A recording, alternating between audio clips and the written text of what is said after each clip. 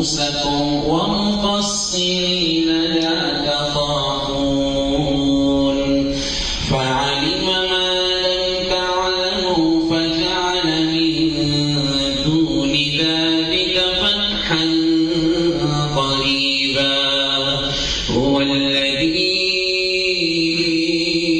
أرسل رسوله بالهدى ودين الحق ليظهره على الدين كله وكفى بالله شهيدا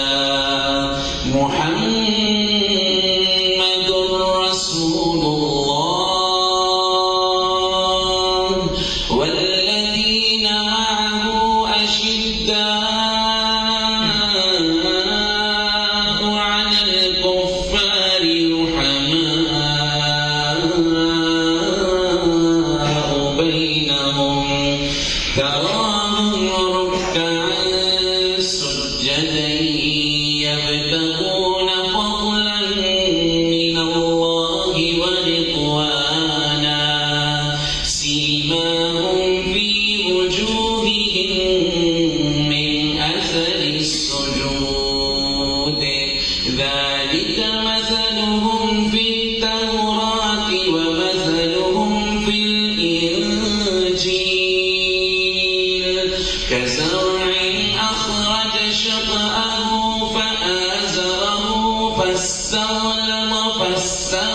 على سوقه يعجب الزراع ليغيظ بهم الكفار وعد الله الذين آمنوا وعملوا الصالحات منهم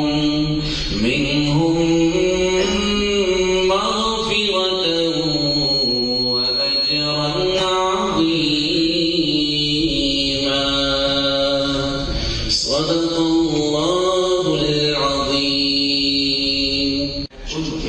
बिल्कुल साफ होके ये भी इसको सफर में डाला फलन चुना है मैं आज तो अलगाने की बात और मैंने चुना है पूरी दुनिया में कितने लोग हैं 1 मिलियन लोग हैं तो हम हर आदमी तर्जुमान है अपने अपने मुल्कों का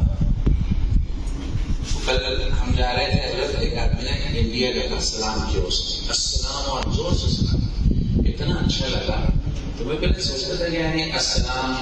इतनी फजीलत है कि हज में अस्सलाम करो इसकी बड़ी फजीलत तो कल समझ में आया इस वक्त उम्मत का हाल बहुत बुरा है तो हमें तो एक दूसरे के लिए सलाम एक दुआ है पर नहीं किसी लग रहा है उनका बेड़ा पार हो तो सलाम भी कोई मामूली अमल नहीं हज की इबादत में है तो हम जरा सोचें कि मैंने दिन में कितने लोगों को सलाम किया गिनती करते हैं यार मैंने आज 50 लोगों को करना है